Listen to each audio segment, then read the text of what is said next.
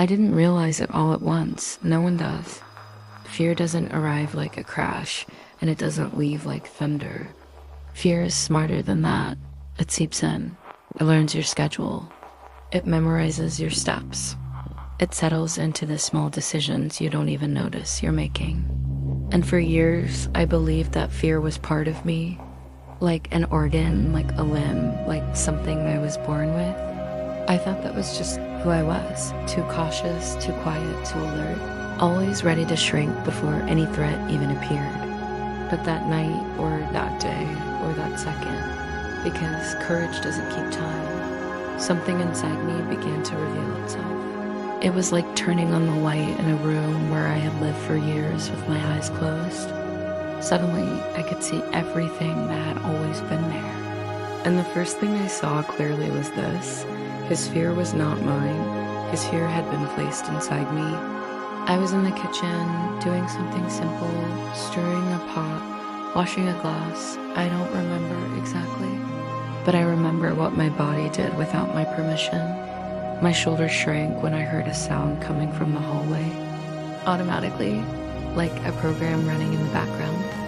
And it was right there, exactly there, that something changed, because I noticed the movement. I saw my own reflection in the microwave door, shrinking before I even knew whether there was a reason to, and that made me stop. I held onto the edge of the sink, water running over my hand, and took a deep breath. It was the first conscious breath I had taken in months, maybe years. And for the first time, I watched myself from the inside.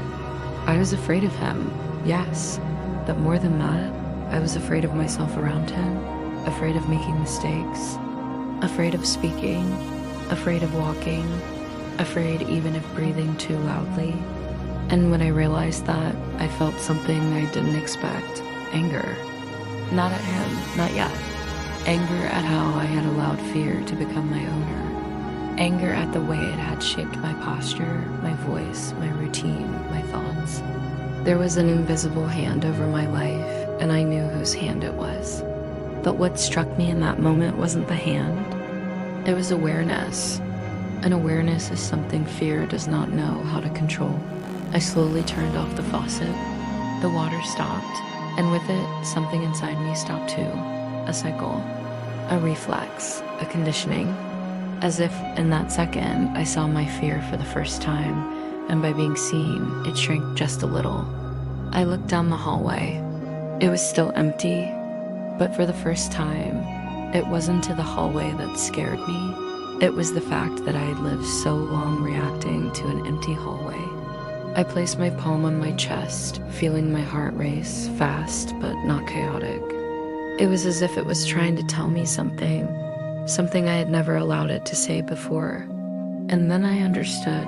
My fear was not a sign of weakness. My fear was a sign of survival. But I was no longer just surviving, I was awakening. When I turned to walk back into the living room, I noticed a difference so small. It was almost invisible, but enormous to me.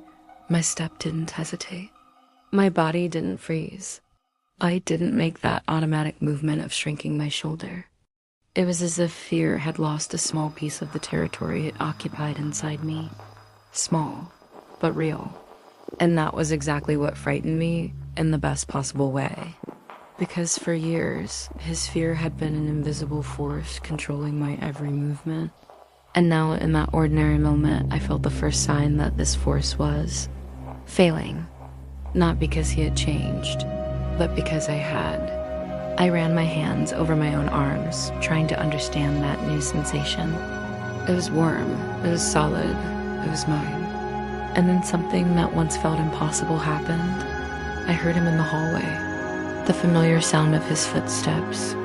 The sound my body had recognized faster than my own name for years.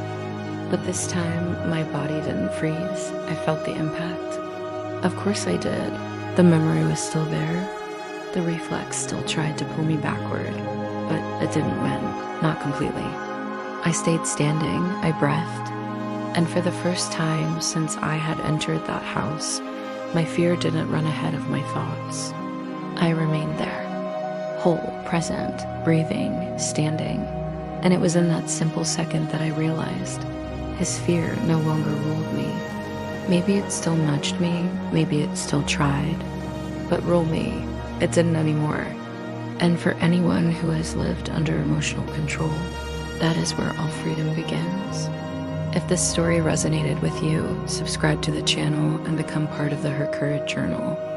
Your presence here matters. And don't forget to watch the next video in the next section or the next series, where this journey continues from awareness to rupture and from rupture to freedom.